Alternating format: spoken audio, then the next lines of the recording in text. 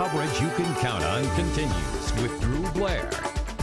Earlier this week, the Supercommittee, made up of 6 Republicans and 6 Democrats, failed to find a way to reduce America's debt. Trillions of dollars in spending cuts will now take effect in 2013. Those include cuts to our military, Medicare, Medicaid, and many other programs.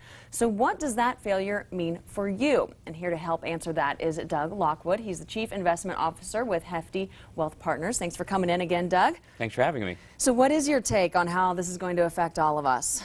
Well, initially, I think the critical question is really what is the percentage in terms of what our government really has to cut when you talk about 1.2 trillion. That can help understand this a little bit better. And so 1.2 trillion divided by 10 years, because they're talking about 10 years, it's 120 billion bucks basically, right? And we spend, on average, 3.4 trillion. That's our annual budget. So 120 billion out of 3.4 trillion doesn't seem like an awful lot, but we're making a very big deal out of it. And the big deal is that it's 10% of military cuts. Well, military is $550 billion, 10% is $55 billion. Well, that's half of the 120, basically. The other half's from other programs like education, Medicaid, transportation. So it impacts us, but in reality, are we talking 4% out of overall spending? Yeah, so can our government cut 4%? They should. And to not really come up with anything is really a sad day for our government at this point in time. So am I hearing there's really no need to panic, especially as far as personal investments are concerned? Not necessarily. Anytime you get into a situation where you're not able to bring enough revenue in to pay for your expenses, that causes anxiety, causes fear, and that we've been seeing in the markets today.